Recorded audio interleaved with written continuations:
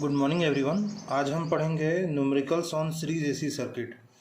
ठीक है, इससे पहले के वीडियोस में हम लोगों ने एसी सर्किट में जितने भी टर्मिनोलॉजीज थी, साइकिल, टाइम पीरियड, फ्रीक्वेंसी, है ना, आरएमएस वैल्यू, एवरेज वैल्यू, ये सारा चीज़ पढ़ चुके हैं। ठीक है, अब हम करेंगे सीरीज एसी सर्किट का न्यूमेरिकल्स। तो यहाँ पे मैंने क्वेश्चन लिया है, क्वेश्चन को एक बार पढ़ लेते हैं। 2 coils A and B are connected in series. तो सबसे पहले तो आपको समझना है कि कॉइल्स का मतलब क्या होता है। तो कॉइल का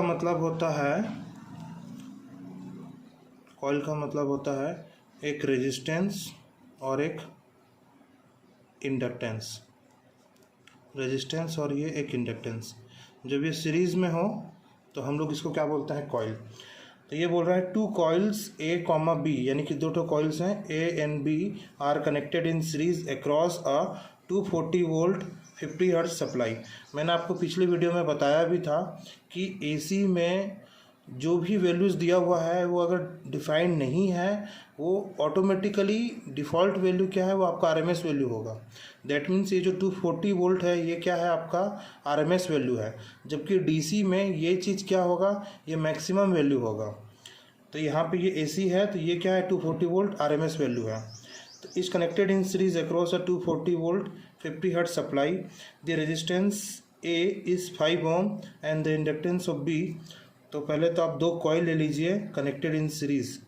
तो 2 कॉइल ले लिया मैंने, एक रेजिस्टेंस और ये इंडक्टेंस। ये मैंने इसका नाम दे दिया कॉइल ए। ये हो गया आर ए, ये हो गया एल ए। वैसे ही एक रेजिस्टेंस और ये इंडक्टेंस, ये हो गया आपका कॉइल बी, इसका नाम आर बी, इसका नाम L B. Connected across 240 volt 50 hertz AC supply. The resistance of A is 5 ohm, इसका वैल्यू है 5 ohm and the inductance of B is 0.015 henry if the input from the supply is 3 kilowatt and 2 kVAR। मतलब इस supply से जो आपको input मिल रहा है वो कितना है, 3 किलोवाट एंड 2 kVAR।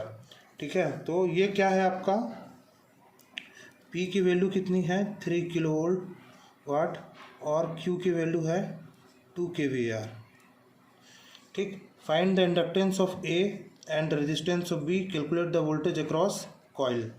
ठीक, तो सबसे पहले मैं आपको बता देता हूँ कि PQ क्या होता है। एक होता है इम्पीडेंस ट्रायंगल। क्या होता है, इसको बोलते हैं हम लोग इम्पीडेंस ट्रायंगल। इसमें क्या होता है, ये पार्ट होता है हमारा Z और ये पार्ट होता है हमारा R और ये पार्ट होता है हमारा JX। ठीक, ये L भी हो सकता है, XL भी हो सकता है और XC भी हो सकता है। तो यहाँ पे X पार्ट परपेंडिकुलर में और ये पार्ट हमारा रेजिस्टेंस और इन दोनों का कॉम्बिनेशन Z। और इन दोनों के बीच में जो एंगल होता है इसको बोलते हैं थीटा। तो ये जो थीटा है ये हमारा है पावर फैक्टर एंगल। इसका नाम है इम्पीडेंस ट्रायंगल।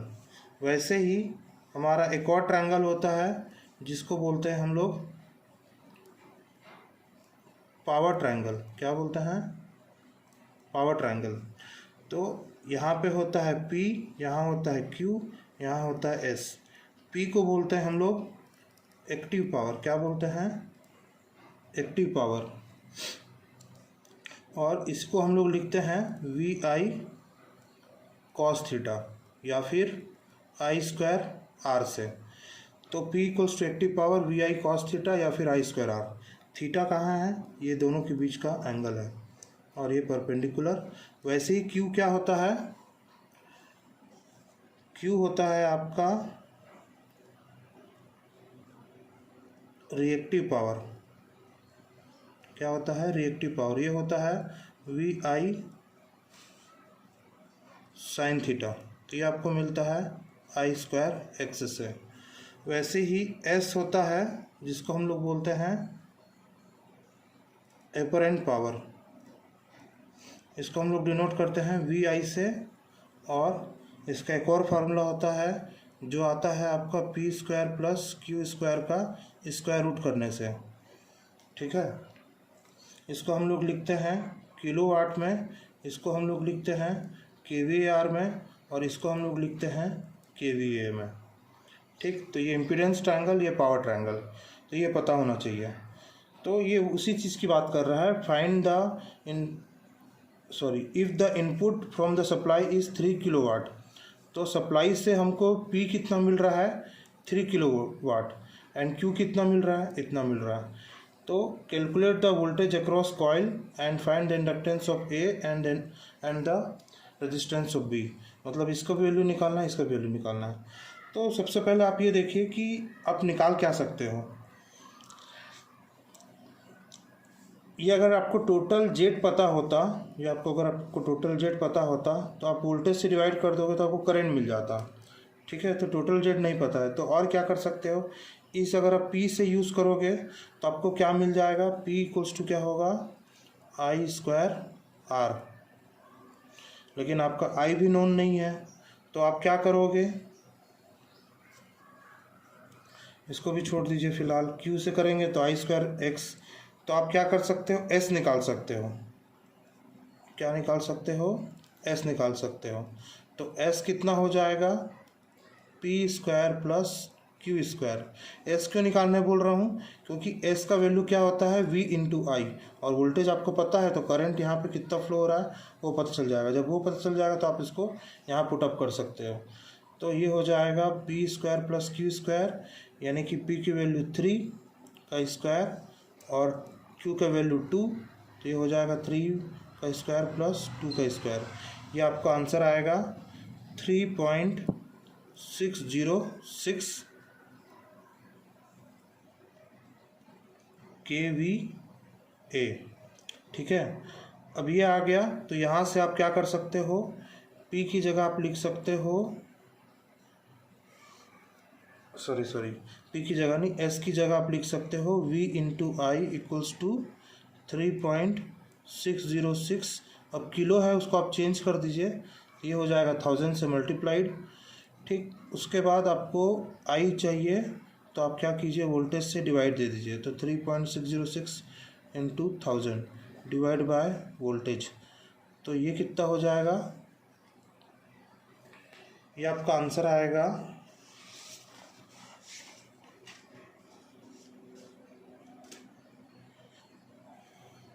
V की जगह हो जाएगा 240, तो ये आपका आंसर आएगा 15.03 एम्पियर।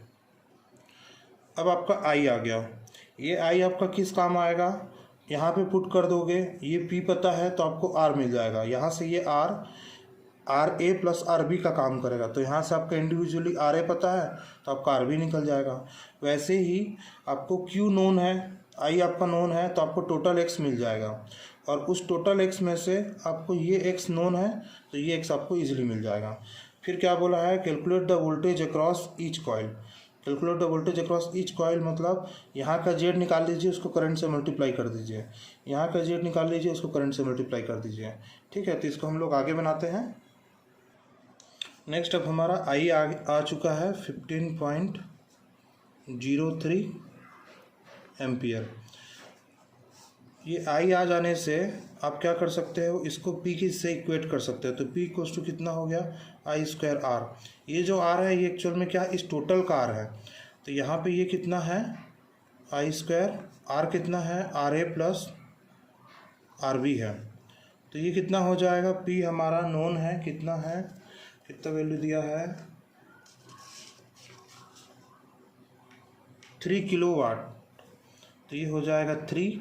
अगर आप इसको एम्पेयर में रखे हैं, इसको किलो में रख रहे हैं, तो आपको इसको चेंज करना पड़ेगा, तो ये हो जाएगा 3000। तो I का वैल्यू कितना है 15.03 का स्क्वायर, RA का वैल्यू कितना है 5, तो RB यहाँ से आपको इजीली मिल जाएगा। तो आप इसको सॉल्व करोगे तो आपको RB मिलेगा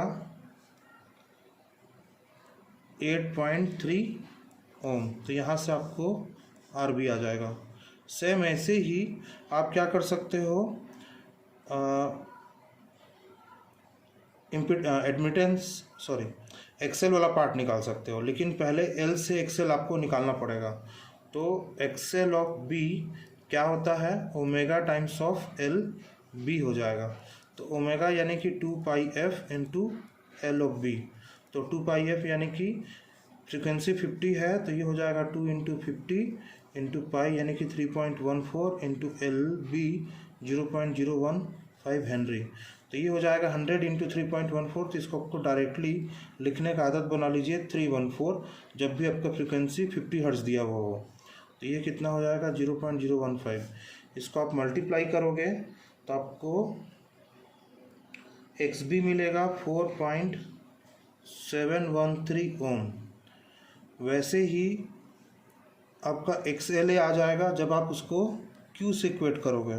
तो क्यू का फार्मूला क्या होता है, आई स्क्वायर एक्स होता है या फिर वी आई साइन थीटा होता है। तो यहाँ से भी निकाल सकते हो, यहाँ से भी निकाल सकते हो।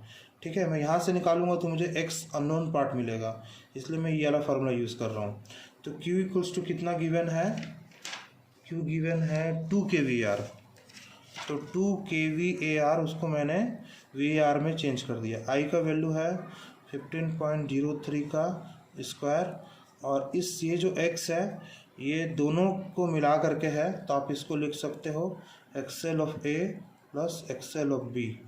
तो ये हो जाएगा 2000 इंटू 15.03 का square times of X L A plus X L B, और एक्सेल बी का वैल्यू है 4.173 ओम है। ठीक है, तो यहाँ से आपका एक्सेल ए आएगा 4.13 ओम। ठीक है, तो वो आपसे पूछा है एल ए कितना आएगा। तो एल ए आएगा आपका x L A by omega times omega. तो ये कितना हो जाएगा 4.13 इंटू 2πf, क्योंकि 2πf एल इक्वल्स टू क्या होता है, एक्स एल ए होता है। तो ये कितना हो जाएगा L A equals to 4.13 divide by 314। तो आपका एल ए का आंसर आएगा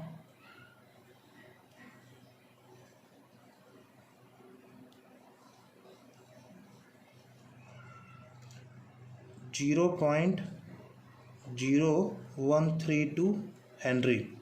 ठीक है, तो ये आपका आंसर हो गया, रेजिस्टेंस एक आंसर हो गया। ठीक है, ये आपका एक आंसर हो गया।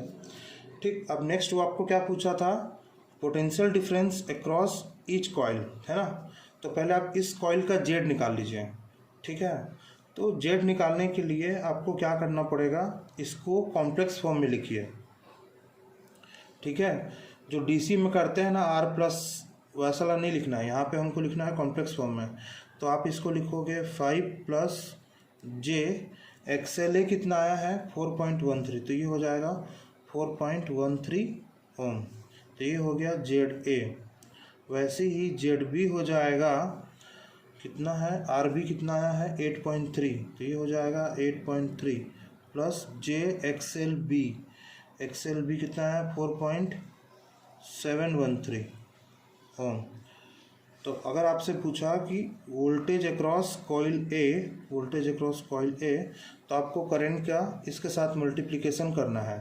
तो ये हो जाएगा आई इंटू जेड ए। तो ये हो जाएगा, और करंट कितना है हमारा 15.03, और जेड ए है 5 प्लस जे 4.13।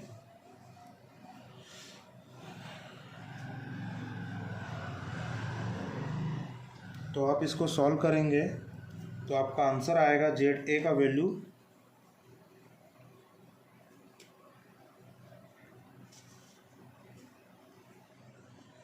वोल्टेज अक्रॉस कॉइल ए का आएगा 97.5 वोल्ट।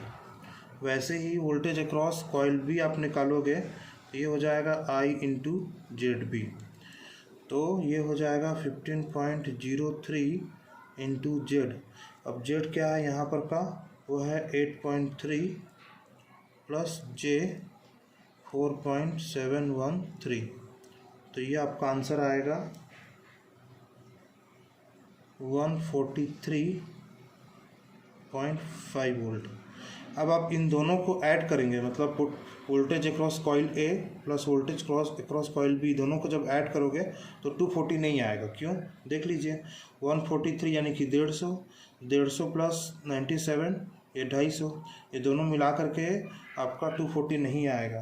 तो यही मैं आपको बोलना चाह रहा था कि एसी में फेज़र एडिशन होता है। तो ये कब आएगा? जब आप 143 का स्क्वायर करोगे और इस 97.5 का स्क्वायर करोगे और टोटल का जब स्क्वायर रूट करोगे तो ये आपको 240 वोल्ट मिलेगा, जो कि क्या है? आरएमएस वैल्यू है। तो इस तरीके से आपको सॉल्व करना है। मैं नेक्स्ट वाली वीडियो में एक और क्वेश्चन लूँगा एसी सर्किट का। तब तक आप मेरे चैनल को सब्सक्राइब करके रखिए, वीडियोस को शेयर कीजिए और प्लीज़ लाइक बटन दबाइए, आपका हेल्प करते जा रहे हैं। ठीक है, थैंक यू।